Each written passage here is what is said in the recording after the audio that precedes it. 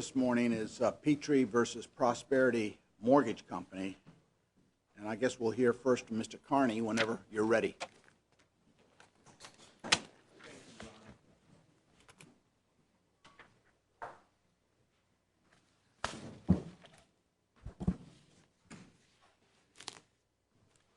May it please the Court, the central issue in this appeal is whether, as a matter of Maryland state law, a finder's fee can include a fee for services. The statutory text of the Maryland Finder's Fee Act says that it must. The district court's decision, however, said that it can't.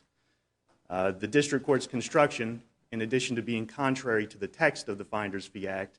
Well, you're going to have to start with the facts. It seems to me we either have Prosperity as a broker or as a lender. If it's a lender, this case goes away. If it's a broker, they can't charge lending fees and brokering fees.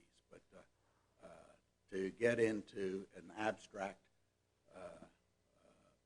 chase through the various definitions of the Maryland Code ultimately end up as to whether Prosperity was a lender.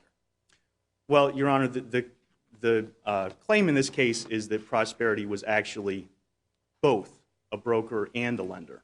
Now, that's an impossibility. You can't broker a loan for yourself.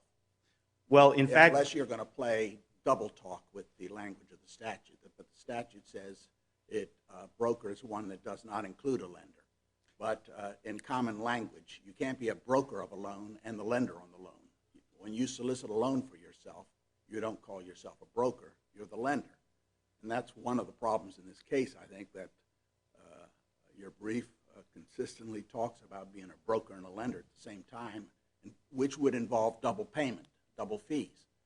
But in this case, all the loan documents talk about a loan from Prosperity to your clients, and they paid normal lending fees, and everything's referred to as a loan. And your only case comes from the notion that because they had a pre-existing arrangement to sell that loan 4 days later, they somehow become a broker because somebody else ultimately purchased the loan. But I must say, we have to start, I think, with the facts of the case. And if those lending documents are total shams, then you're going to have to show some evidence that they are. Otherwise, we take them the way they say on their face, don't we? Well, Your Honor, the notion of a broker being a lender in the same transaction. My question was, don't we take the loan documents on their face, the closing documents on their face, unless there's some reason to indicate otherwise? Under the Finder's Fee Act, I'm talking about factually. We have cases start with facts, real-life transaction. In this case, the Petrys borrowed money from Prosperity, according to the papers. Now, you have to argue something else, and I don't know on what facts you're going to rely that Prosperity was a broker. Your Honor, the facts that Prosperity acted as a broker in the transaction are shown by the table-funded nature of the loan. Well, it wasn't table-funded, was it? It was sold 4 days later? No, Your Honor. The loan was... Was this a table loan funded right at the table there? Yes, Your Honor. Okay. The loan was funded by Wells Fargo. Prosperity put its name on the documents as the lender. Yeah, but why isn't that legitimate? Because under the Maryland Finder's Fee Act, a table-funded loan is brokered by the originator. So in that situation, Prosperity is the broker. They're also naming themselves as the lender. Let me just, because what's really intriguing to me, we get into the business of table-funded, what the documents say, and yet we sort of gloss over the fact of what Prosperity really is. It's a company that's 50% owned by Wachovia, now Wells Fargo, and Long & Foster, a broker and a lender, 50% owned. I got to believe no matter what they charge, has to be split profit-wise 50%. Yes, Your Honor. And this is really not coming out clear in terms of it, but I'm still trying to understand, because that looks like to me fundamentally the problem. And you're talking about the borrower in terms of what the borrower is paying. So if the borrower pays $2,000, Prosperity gets it. I don't know if this is the case or not. Maybe the other side would tell me. But it was seen to me, $1,000 goes to Wachovia, one goes to the other 50% partner on it, which would indicate that's not what Wachovia could have charged, or would have charged this borrower, because they only got $1,000, but that broker, Long & Foster, got another $1,000. That's what's confusing to me about this case. I mean, I know we get in the whole business of actual fees. These are what Wachovia actually would have charged as a lender. Can't be, because they can't unless they are getting all of those fees, origination fees, application fee, all of it goes to Wachovia, none to the broker. Is that the case? I mean, Yes, Your Honor. that's probably what's upsetting here is we're dealing these legal arguments. We're getting hung into what's actual fees and why the finder's fee is here. But what's happened is Long and Foster is doing something it cannot do itself. It cannot take a loan from Wachovia and do it. And Wachovia can't use a broker to do it. It can't be a broker in it. So what it does, it creates this entity that's both of them. Yes, Your Honor. And yet it comes down, that seems to be the answer to your question in terms of can they be both? I don't know if they can be both or not, but they certainly are owned by both. And they're owned solely by both.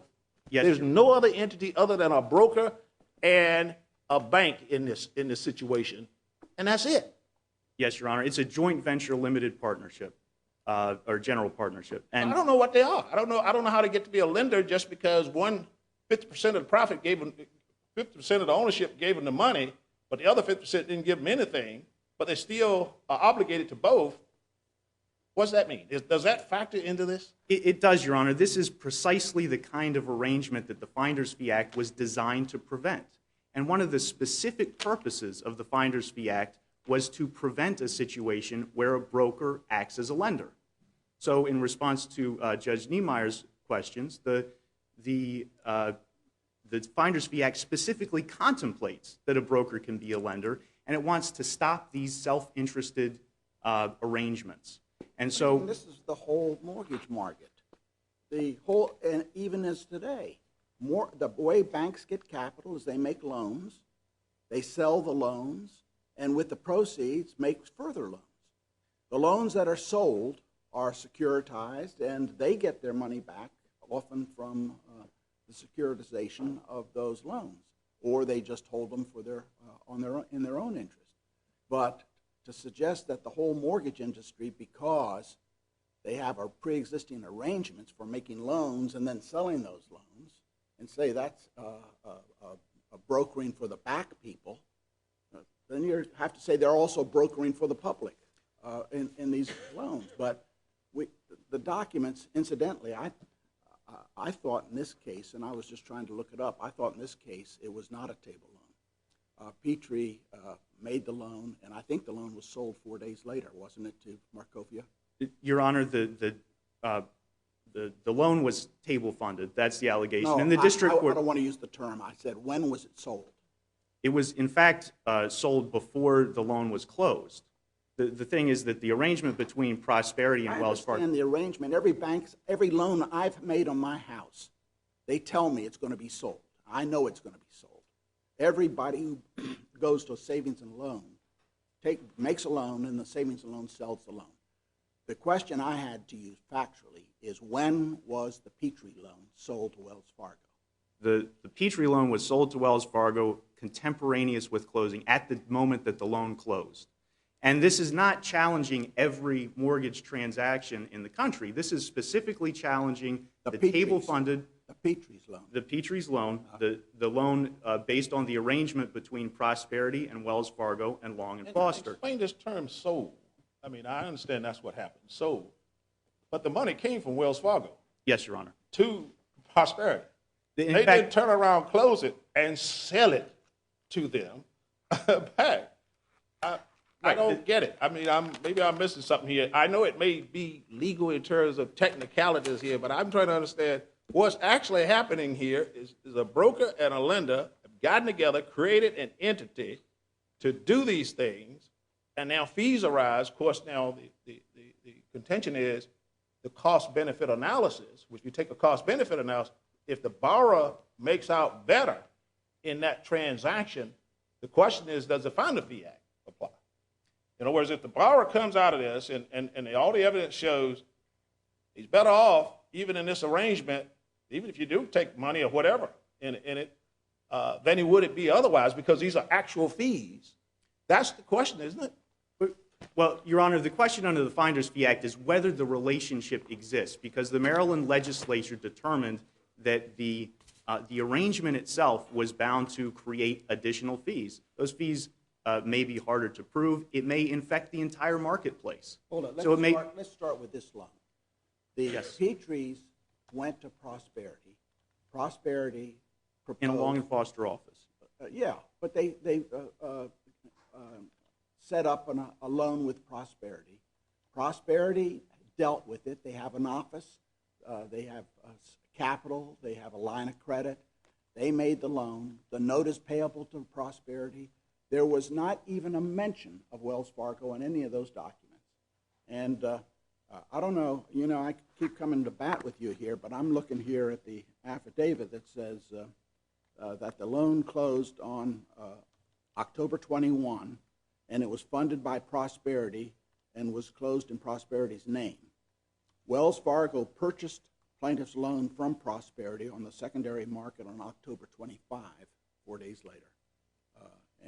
Now, is there some document to indicate otherwise? Well, there's testimony. There are the top executives of Prosperity and Long and Foster testified that all Prosperity loans are table funded. Wes Foster and Michael Dunn. Table funded is a term of art, and it usually means that simultaneously at the transaction, the funding is given to the bank, and the bank gives it. But that did not occur in this case. It was a clean, untable funded loan in which the money was advanced by Prosperity. They were the only entity that was present at the loan table. They provided the money, and they sold it 4 days later to Wells Fargo. Well, Your Honor, first of all, the district court found that there was a dispute of material fact about this, that this is a question for the jury. So the district court... What's the fact other than Prosperity was a loan on the loan papers?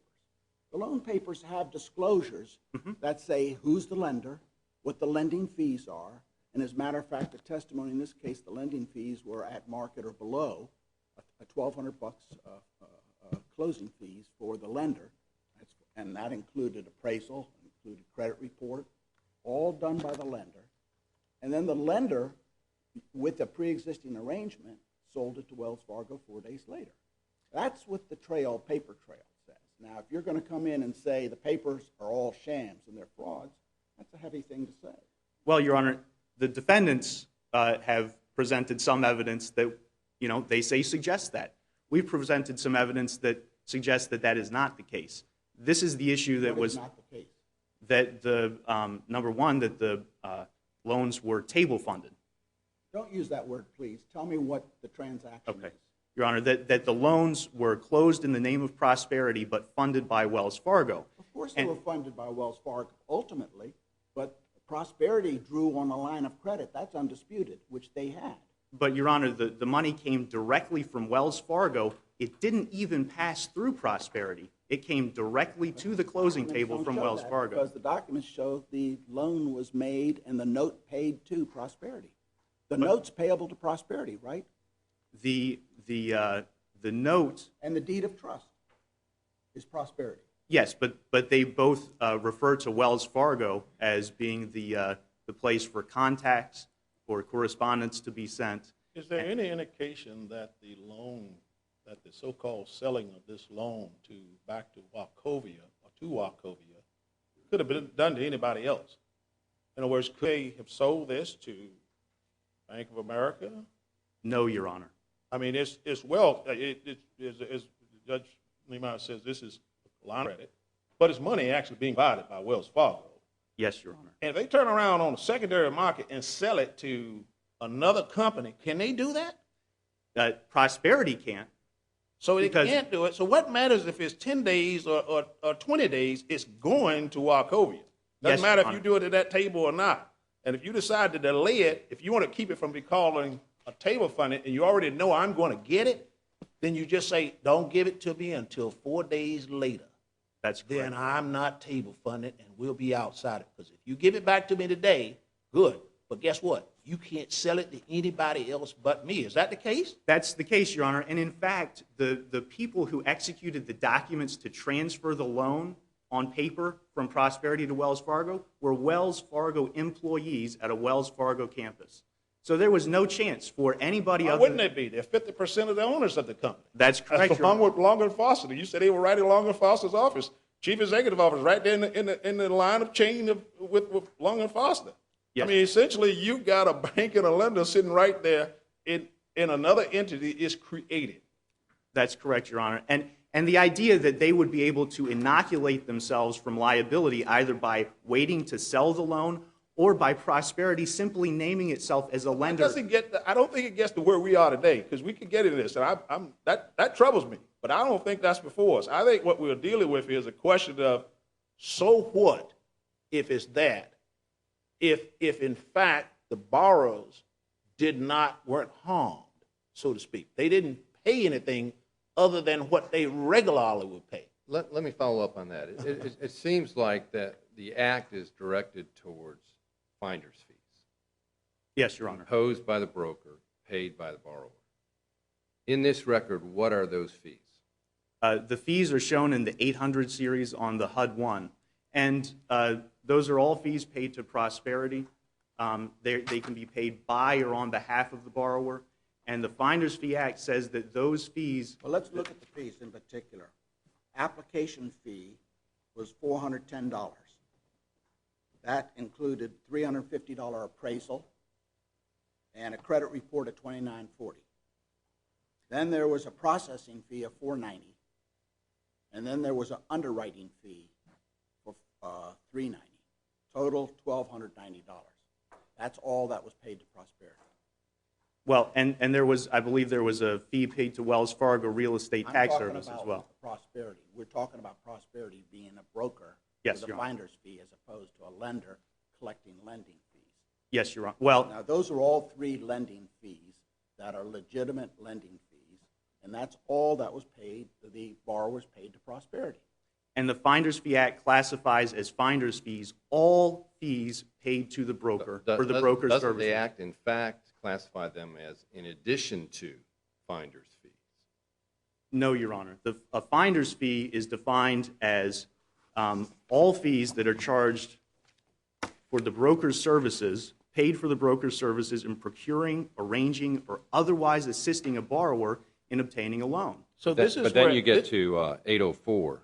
Yes, and Your it Honor. says, in addition to a finder's fee, a mortgage broker may charge a borrower for the actual cost of, and then there's a list of fees very similar to the fees that Judge Niemeyer just described. Yes, Your Honor. And those are the only fees that are carved out of the definition of a finder's fee. So what is the finder's fee? The finder's fee are all of those fees, and this is something that the But tell district me court what found. fee.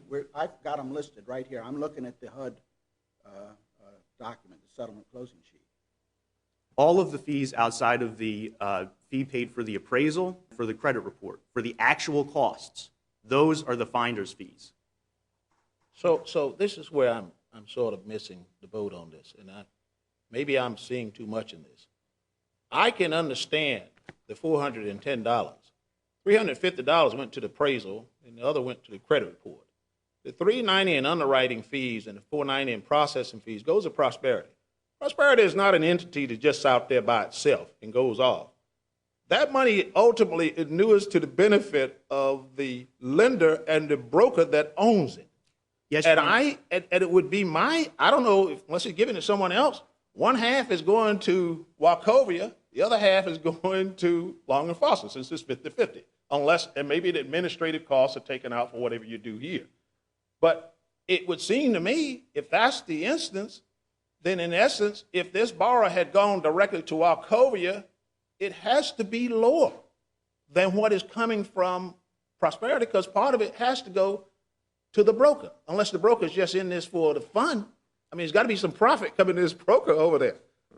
Well, it's the nature of a middleman that it's, in general, going to increase fees, and that's the reason that the legislature did not require excessive or redundant fees. It just required the relationship to exist to show that no finder's fee, that no broker's fee could be collected. That's my point is if you look at, if Prosperity truly was a third party, wasn't owned by either one of these, I'm probably much more comfortable in dealing with this. But it's not, you can't look at it like that. That's not what it is. It's wholly owned by those two entities.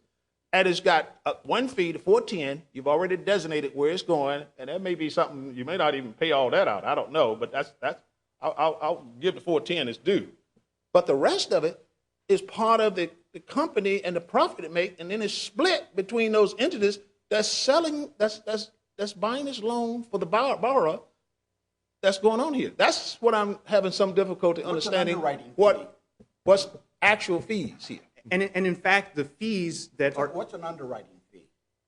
An underwriting fee in general parlance would be a fee charged for underwriting the loan. That means collecting all the data about whether they're creditworthy, having them fill out the applications, reviewing the data, whether they earn enough money, that type of thing, right? I believe things like that would be included. And that's what Prosperity did in this case for the underwriting fee, didn't they?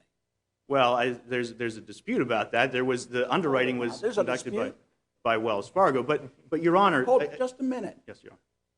They sat there before an employee of Prosperity and gave all this information, and the underwriting fee was a below-market amount of $390 to underwrite the loan. Now, why isn't that just totally an underwriting fee?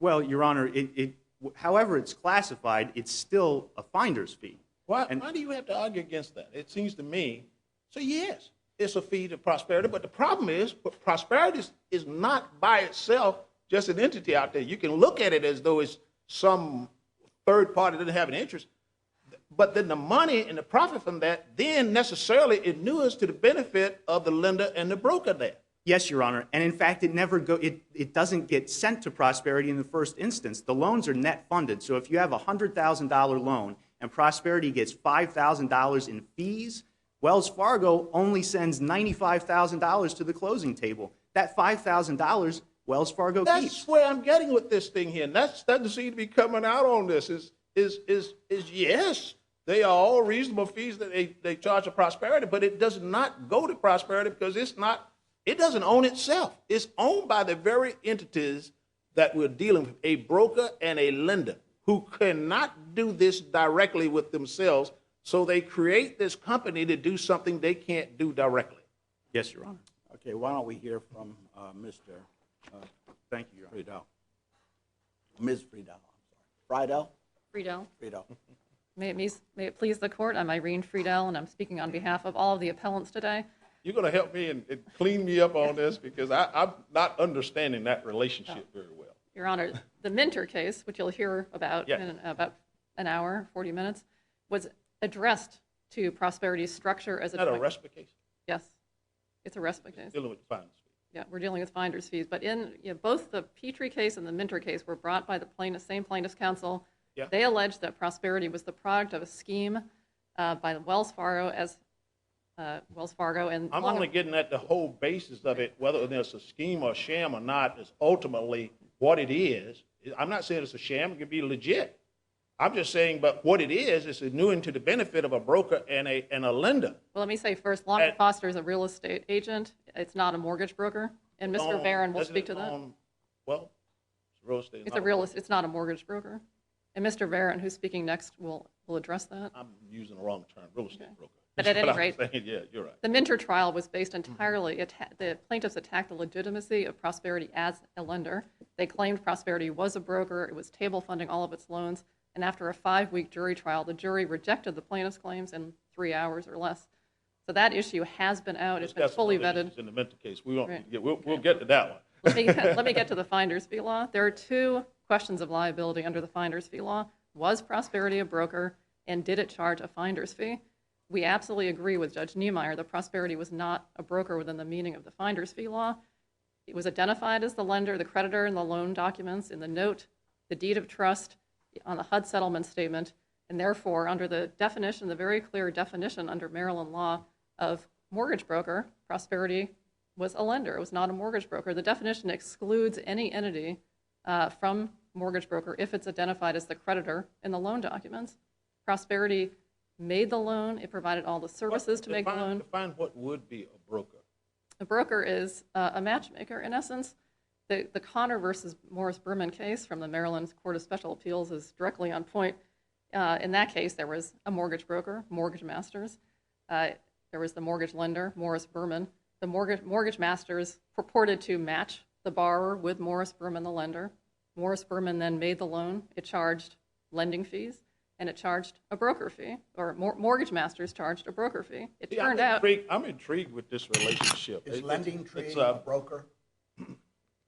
Will you go online with Lending Yes. Tree and they match you up yes, with that's a lenders? matchmaker. And that's, that's what the finder's fee is aimed at. It's aimed at fees paid to a broker for making the match. That's the intent and purpose of the finder's fee law. But in this case, the plaintiff said prosperity is not Then you just. have to make the match here if you know, is it so that this loan was on, all these loans are only so, in other words, the Wachovia money is sent to Prosperity, are those loans only sold back to Wachovia?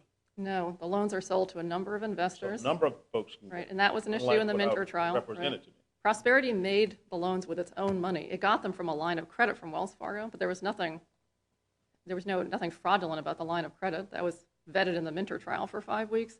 Prosperity is a lender. It didn't act as a broker in this case. So it matters not that Wachovia owns 50% of it. It does not matter. And I And it matters appreciate your not that comment. Long So and what? Foster owns 50% of it. It's not relevant. Prosperity is a legitimate joint venture. There are It's many an in the interesting industry. arrangement. I'm trying to figure out how I can do something like this to set up, because it really is interesting to me that Well, you don't can know set whether up. they make money yet. Well, I'm sure businesses have set up something to make money. That much I believe. There are many joint ventures like Now, this. and so the profits that derive from Prosperity, are they then split, I assume, because it's a 50-50? Right. I mean, ultimately, the joint venture profits and the owners And the receive the profits. that would flow from this would be from these fees. Is that right? Well, the fees would go into the profit, but they also pay for Prosperity's 300 employees and all the services it provides. I mean, there's obviously I understand a lot that, of cost and but overhead. again, Prosperity has a profit, assuming, Yes, otherwise yes, you would yes. get rid of it. So that Prosperity would profit not. then goes to the two owners. Yes. So it sort of is, I don't want to, it's not kickback, I understand that, but it's something that goes Right. back to Wachovia for having set up this nice arrangement. It's like any joint venture.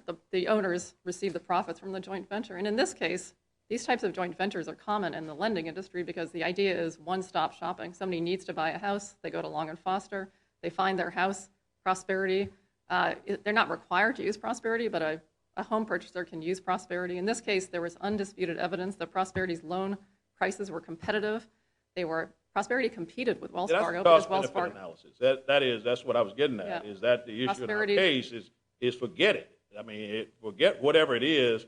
If the bottom line is the borrower is in the same position to be in if it went to anybody else, is that the whole gist of where we are on this? Because that takes care of all my other Yeah. problems. It doesn't matter. So what? So the plaintiffs brought this case saying if they'd only gone to Wells Fargo, they would have gotten a better loan, a better price. So we took all of Prosperity's loan data, we gave it to the plaintiffs, and No, we gave by it. definition, it seems to be true. Right. It seems to be true by definition because you just told me part of the profits go to Long and Foster. Well, And an entity that exists in which it sends part of its profits to Long and Foster necessarily decreases the amount that Wachovia gets.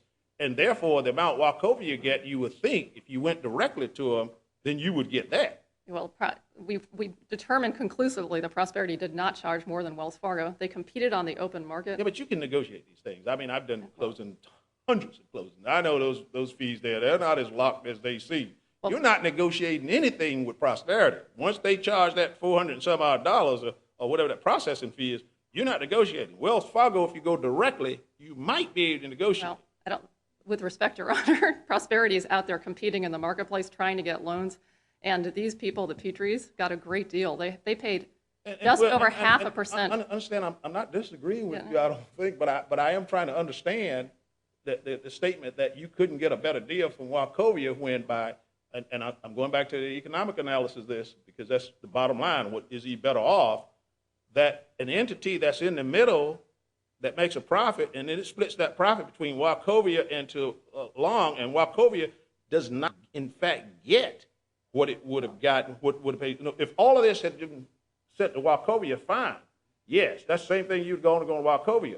But if in fact Wachovia, who's lent this money over to a line of credit, now getting it back through the selling of it, is the fee they get is actually less, it would seem intuitively the borrower, had you gone directly here, you could have skipped this middleman and Well, that's what the plaintiffs alleged, and it turned out not to be true. The evidence showed that Prosperity's loan prices were No, I'm as talking low. about as a matter of fact. Right. I'm not talking about what they allege. I'm saying as a fact. Right. It You're is a- saying, as a matter of As a fact, Wells fact- Fargo's loan was more expensive if Well, they'd as gone a- to Wells right. Fargo. Cannot We be. analyzed Cannot all- be. Cannot be. Based it upon was- this, was- because they are not getting that fee. They are getting something much less.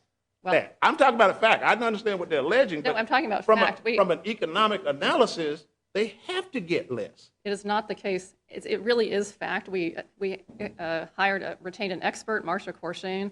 She analyzed all of the pricing data, the actual pricing data, loans that borrowers got from Prosperity, and that she compared it to data from Wells Fargo. This was tons of pricing data. We didn't know how it was going to come out. We didn't think that borrowers paid more at Prosperity.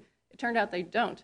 Prosperity charged fees commensurate with the correspondent letter that was competitive in the marketplace. So the Petrys did, in fact, based on the analysis of the data, get a good deal at just over 0.5% of the And that may total loan that amount. may be the answer to our question Right. right But there. none of that it- if it's no difference, does the finance fee doesn't kick in? Right. But is that something that's clear under Maryland law? I mean, is Well, under Maryland, like getting back to what a finder's fee is under Maryland law, the plaintiffs, they conceded that they had no evidence that Prosperity charged any fee that wasn't for the lending services. Prosperity was the only lender here. Wells Fargo wasn't out charging duplicative fees to the borrower. Only Prosperity charged fees. The question is, and this goes back to the Connor case, what fee did Prosperity charge that was a broker fee or a finder's fee? Prosperity is entitled to compensation as a lender. That's clear under Maryland law. That's clear under the Connor case. So what did Prosperity charge that wasn't for the services as a lender? And the plaintiffs stood before the court and said they didn't have evidence to show that Prosperity charged any fee that wasn't for the lending services. And that's the crux of the case. I do agree with Judge Niemeyer, though, that we don't even need to get to this question because Prosperity was not a broker under the statute.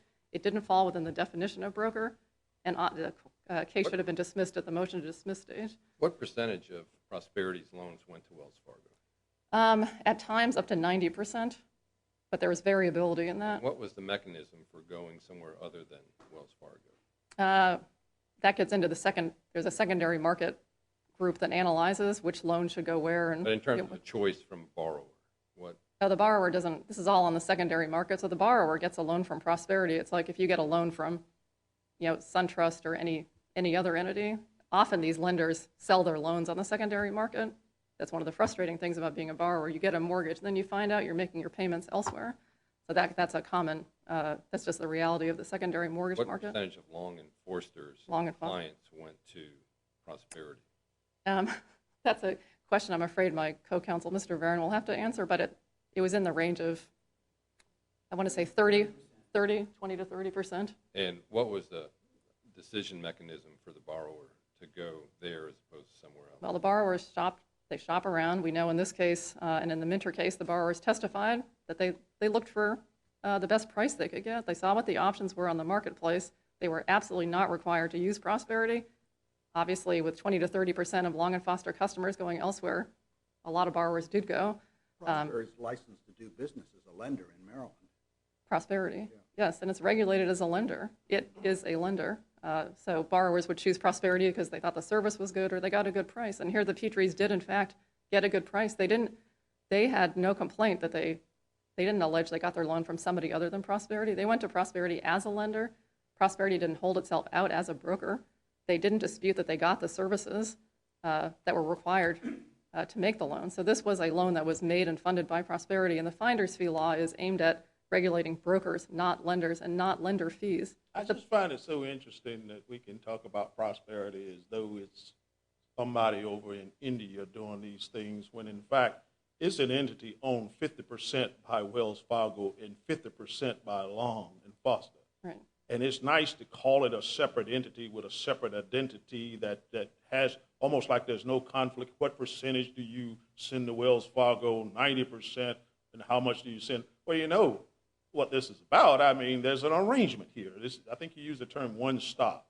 Well, the model here is one-stop shopping. Yeah, which, I mean, if that saves money and that's the basis of it, then it all comes back to my question. Then it's a cost-benefit analysis. If the bottom line is the borrower is just as good off, good or better than he would be anywhere else, we don't worry about this little one-stop arrangement. Right. Prosperity added more competition to the marketplace. I mean, Wells Fargo loan officers competed with Prosperity loan officers to get business. Prosperity competed with Bank of America and SunTrust and any other lender. You need to recognize Prosperity as an entity, It is an not entity. its ownership. I mean, we look at Right. corporations all the time for its Yes. plans. They're distinct from their stockholders. That's right. And if Prosperity is a legitimate company that's licensed to do business and even competes, it seems to me we look at that company and Yes. not where they send their profits later. Yes, we And absolutely if agree. they send Right. profits at all, we don't even know that they're sending Right. profits. Right, and that was not an issue that was litigated in the Petry case. That was litigated in the Minter case. But again, joint ventures are common in our And you can set up as society. many as you like. They can Right, set up Sony Ericsson, there's 100 many of these things running around the country and never tell you they're connected to anything else. But again, that's not an issue. I understand it's a separate entity. Prosperity I'm didn't living hide with that it was a that, joint venture. Right. But the reality, because you're talking about actual fees. Yes. And you're saying these are the same things Wachovia would have charged. I said, wait a minute. Wachovia, but they will accept less because they are accepting less. Well, Prosperity actually was more competitive in many instances. They wanted the business. They wanted to get these loans. They had to survive. They had to prove their existence and their worth. If they didn't get loans, then they wouldn't have no reason to exist. Money and volume, is it because of the number of volume is the reason Wachovia would do this? Is because the number of Well, loans? it's just more competition. It's just they're adding more competition in the marketplace. They want it's their business to be in the mortgage lending industry, and Prosperity was another avenue to do that. All right, I think we've gone beyond the light. Let's hear Thank you from very much. Mr. Barron.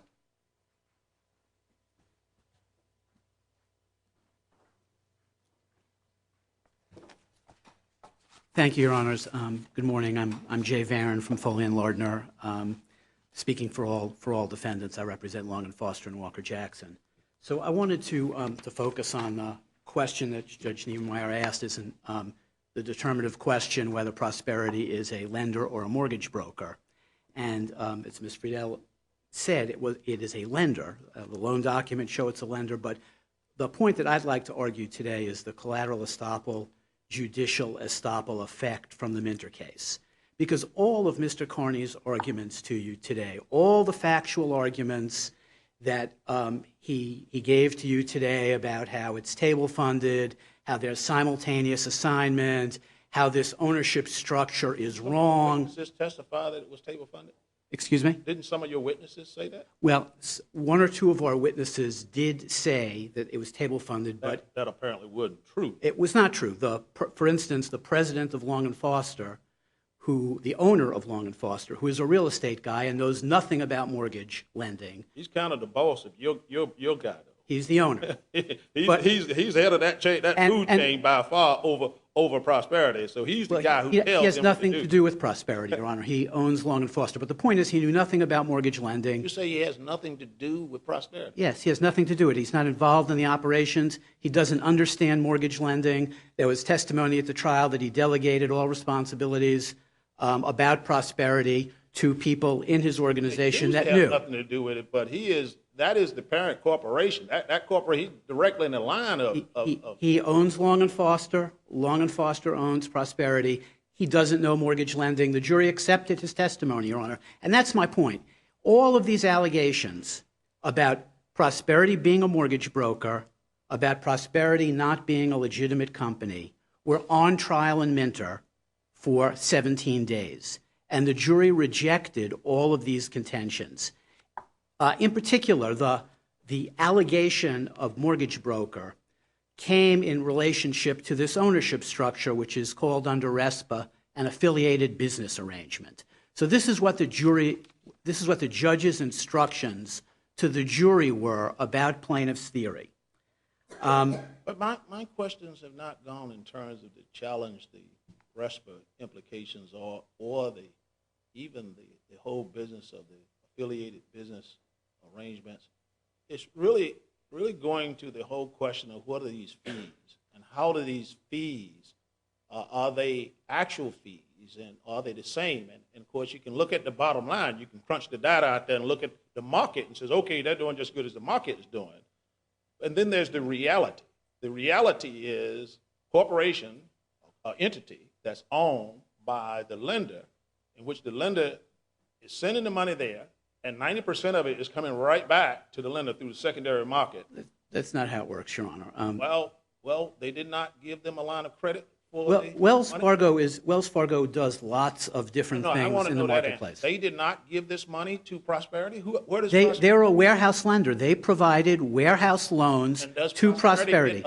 They get money from others too. No, they had an exclusive warehouse line From? with Wells Fargo. That's permitted. There's nothing wrong with that. I understand that. They sold 10% of their loans. Every penny of their money comes from Wells Fargo, and they turn around, they sell back 90% of it back to Wells Fargo. That's true. And in doing that, they do not give them the underwriting fees and all of that, the $490, because they've got their own little expenses. But the profit from it is shared with Long and Foster. The profit is shared with the partners. Your Honor, if The partner is Long and Foster. but Your Honor, Is that Prosperity. right? No, I want to don't mince my words. I'm trying to make this simple. Okay. I understand we can say partner and all that stuff.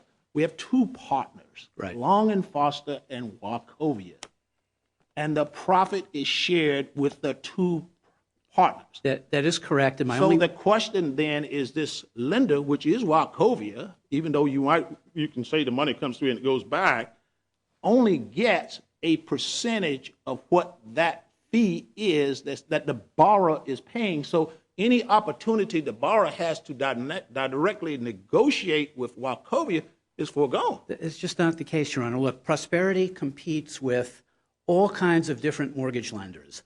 All those mortgage lenders' profits go to their shareholders. All those mortgage lenders have warehouse lines of credit, just like Prosperity does. Who are the And shareholders? they're different. Many of them are banks. Many of the mortgage companies are 100% owned subsidiaries of banks. Some of the mortgage companies, like SunTrust, has a SunTrust mortgage company. The mortgage companies are separate entities. Some of the banks, obviously, You're talking about the shareholders of what company? Mortgage lender. mortgage lenders. Your Mortgage Honor. lenders. PHH Mortgage is not a bank. It's a mortgage lender. It has I'm shareholders. accepting the legal proposition you're putting forth. I understand that. I'm talking about the reality here of what's going Okay, on. well, my point to you, though, Your Honor, is that the reality was litigated in Minter and found to be permissible. And more This issue, not this. Yes, this issue. No, the RESPA issue that's dealing with it, but not the question of what is actual fees. That's true. But That's all I've been asking about. Okay. I understand the RESPA has. But Your Honor, there is one very important point, if I could. As we started off, the Finder Fee Act only applies to mortgage brokers. If Prosperity isn't a mortgage broker, then the Finder Fee Act has absolutely no applicability. In Minter, the plaintiffs argued vociferously that Prosperity was a mortgage broker because it was indispensable to their two RESPA claims. So that's what I was going to read you, what the jury was told about one of the RESPA claims. Your argument, I gather, is that the allegation that Prosperity is a mortgage broker is common to both this case and Minter. Absolutely, Your Honor. And if it's a mortgage broker, in this case, then the fees are going to be finder's fees. But if it's a lender in this case, then the fees charged, and they apparently are lending fees, lending types of fees. And your argument is that because the jury found that Prosperity was not a mortgage broker but a lender, that they're bound by that. That's absolutely correct, Your Honor. And the classes overlapped. They were not completely congruent by any means, but they overlapped. The same plaintiffs' counsel represented both. If that were the case, if they overlapped, then your argument would be even stronger than res judicata. It would be law of the case. Well, they don't overlap completely, but 20,000 people in the Petry class were also members of the Minter class. So we think that at least for the members that were in both classes, they are collaterally estopped by virtue of the finding in the Minter case. And is the finding you're talking about part of the special verdict? Yes, Your Honor. It's question 3. The plaintiffs say that the Minter court never reached the question of whether Prosperity was a mortgage broker. But that's not true. In the closing argument, the plaintiffs' counsel told the jury that the verdict, that the mortgage broker claim consisted of verdict questions 3 and 4. The instructions were. Counsel's argument in mind in the closing argument of that case. I'm sorry? Something else. They didn't pay much attention to the counsel's argument, apparently. Well, in that case, Your Honor, I mean, that's true, isn't it? yeah, no, it's not true. I think the counsel, if we get into the Mentor case, we're going to get into. I'm sure you are. Which, I mean, if you're going there, I mean, it looks like they didn't really pay attention to what you were saying. Your Honor, the jury had, 17 days of trial, I 5 hours of understand that, closing but argument. They might have forgotten what counsel said. You were relying on counsel's argument, and you're going there, and I said, wait a minute, let's not use counsel's argument. I'm not sure they listened. Okay, well then You might not have made any difference in the world. let me just look at the verdict form. The jury instructions that the judge gave said that Prosperity and Wells were in an affiliated business arrangement, and they're claiming that a RESPA violation occurred in the Minter and Allborough transactions by Prosperity's referral of plaintiffs' loans to Wells Fargo Bank as the actual lender without disclosing to the plaintiffs its true relationship as a referring broker to Wells Fargo. And then they asked special verdict question 4. Did you prove by a preponderance of the evidence that Prosperity referred business to Wells Fargo? Answer, no, because there was indisputable evidence that Prosperity was the lender. The jury rejected all these arguments that the transaction was table In funded. argument, you said they did do it. I'm sorry? Notwithstanding an argument, you said No, they my did the other argument, Your Honor, was about the referral between Long and Foster and Prosperity. This argument is about whether Prosperity referred business to Wells Fargo as it would have had to if it was a broker. If Prosperity was the lender, as it was, then it wouldn't have referred business to Wells Fargo because Wells Fargo supplying the funds in the secondary market isn't subject to RESPA. It's not a referral. And so the jury unequivocally rejected the proposition and all the arguments that Mr. Carney made that Prosperity was a mortgage broker.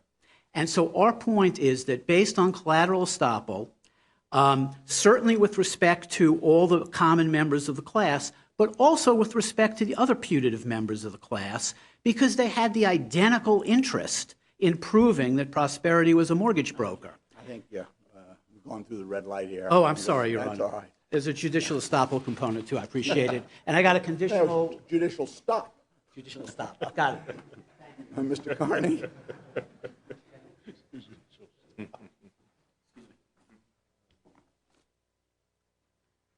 Thank you, Your Honors. I'd like to start with a response to one of Judge Conrad's questions, which was about the assignment of the loans, of Prosperity's loans to anybody else, whether it be Wells Fargo or Ms. Friedel talked about U.S. Bank.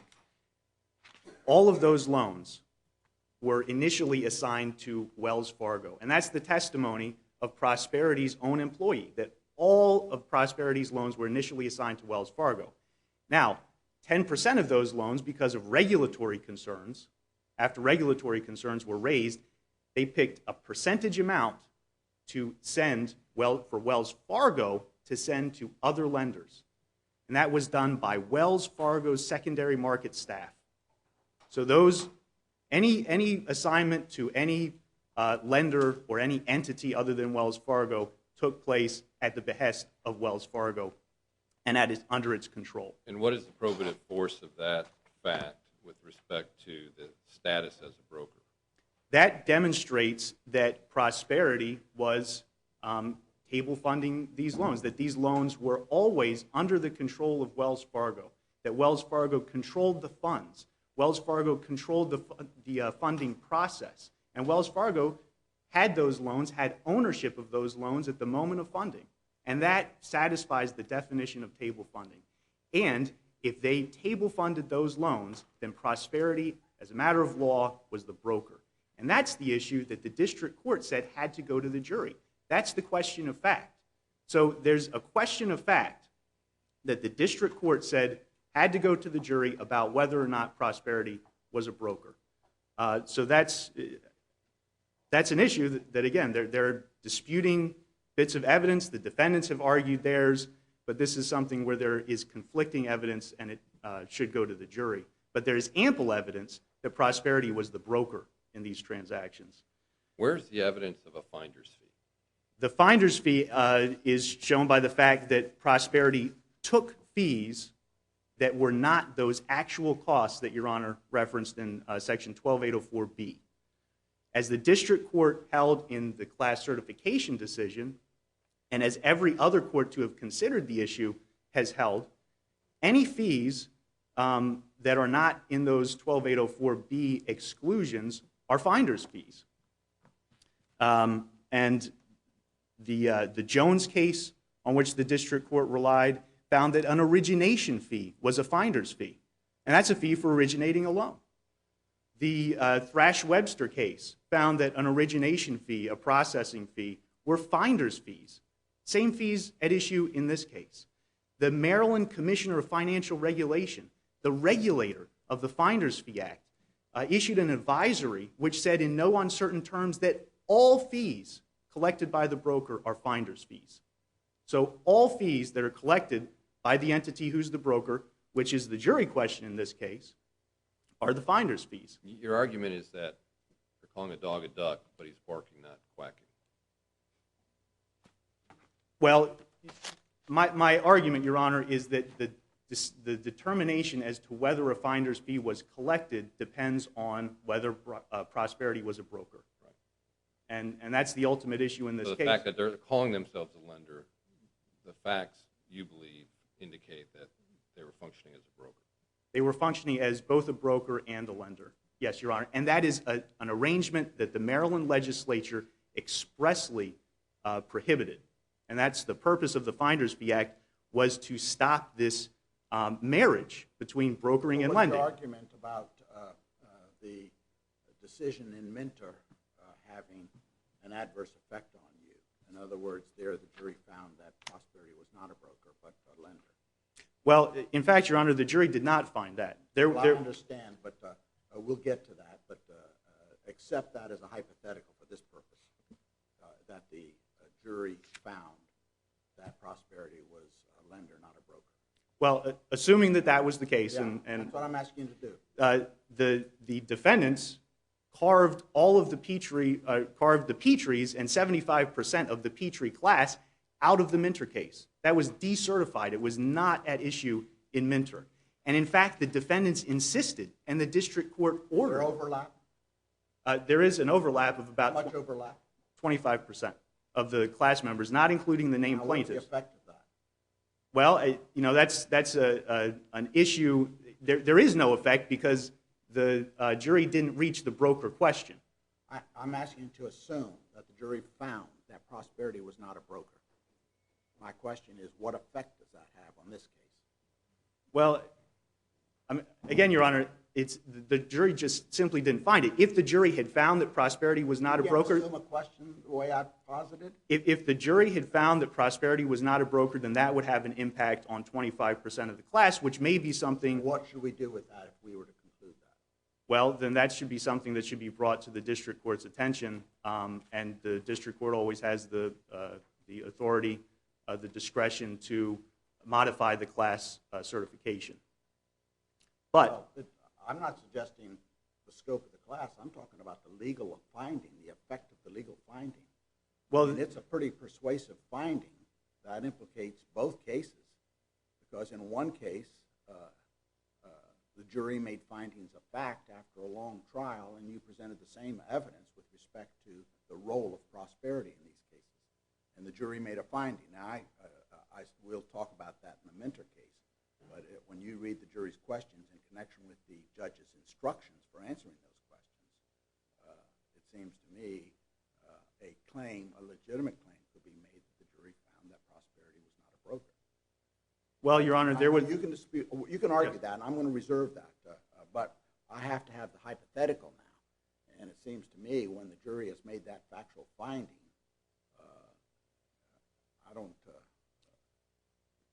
ahead. Your Honor, if the jury had made that factual finding that precluded the 25% of the Petry class members from litigating that issue, again, the defendants insisted and the district court ordered that a notice be sent to 75% of the Petry class, including the named plaintiff, saying the Minter verdict does not apply to you.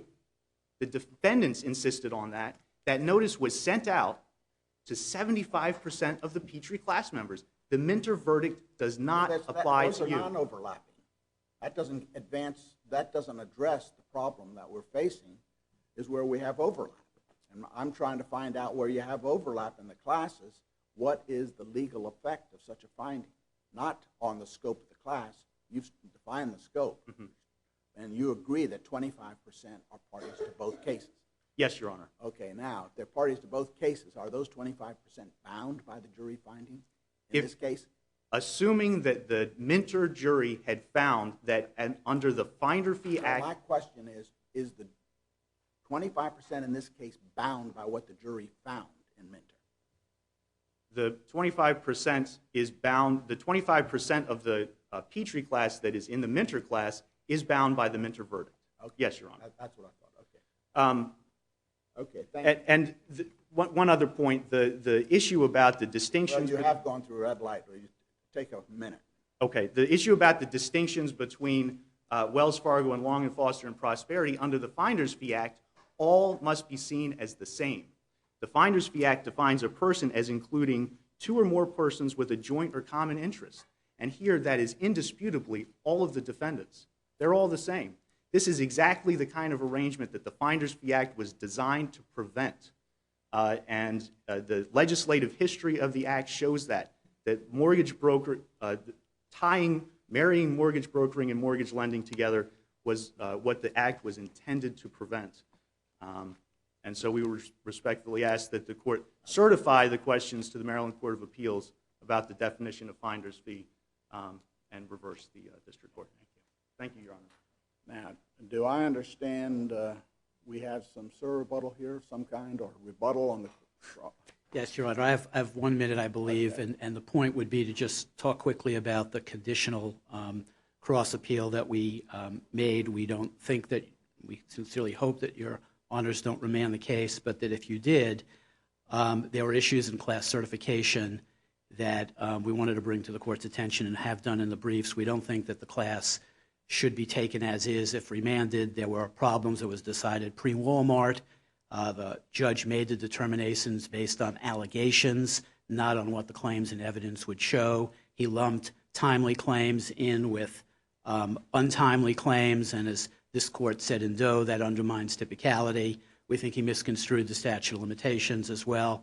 So if there is any kind of remand, we would ask that either the Court decertify the class or at least indicate that it should be looked at anew. If I could just respond real quickly on this collateral estoppel thing for a second, because the 25% I think is clearly barred, but I think the 75% are barred as well, because not only was the interest the same and the representation adequate, but there were judicial estoppel statements that come in here in addition, where if you look at what the plaintiffs wrote in their class briefs and what the judge wrote in the order, they represented that all the loans were the same in both Minter and Petry. In short, either Prosperity-Wells Fargo relationship and their funding method makes Prosperity a mortgage broker or it doesn't. The answer to the question will apply to all putative class members. Every single loan made by Prosperity to plaintiff Denise Minter, Aldborough, and Bradley and Stacy Petry were funded by the same warehouse line of credit. Every class member's loan was identical. Where is that, those statements made? These statements, the last one No, both of them. Oh, Okay. They came from different items? Yeah, from different items. Some of the statements about the result being the same for all class members, i.e. the 25% and the 75%, were made in the Petry docket number 164 at page 16 and also at page 12. The statements about the loans in the Petry case and the Minter case being identical are also made in that same reply brief at page 2. And then in the main plaintiff class cert brief, 124 at pages 46 and 47 of the brief, basically they say that commonality is established because of the uniform manner in which defendants treated putative class members in both cases, i.e. the mortgage loans made to class members in both Minter and Petry were originated, processed, underwritten, funded, and assigned in the same manner. The loans made to plaintiffs Denise Minter, Jason and Rachel Alborough, and Bradley and Stacy Petry followed this same fact pattern. Thank you, Your Honors. We'll come down, Greek Council, and take a short recess. This honorable court will take a brief recess.